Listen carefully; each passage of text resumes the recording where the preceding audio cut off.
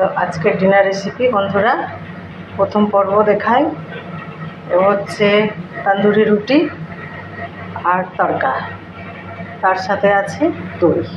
তো আমি বন্ধুরা এই রুটি আর তড়কাটা আজ আমি তৈরি করতে পারিনি, কিনে আনানো হয়েছে। প্রথম দ্বিতীয় পর্ব এই রেসিপি।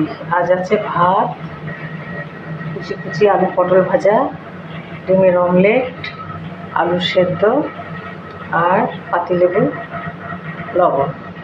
তার সাথে আছে মুসুর ডাল আর আছে একটু মাটন, যদি ইচ্ছে হয় খাবে, না হয় না খাবে। দই কম্পালসারি, দই তো থাকবেই বন্ধুরা।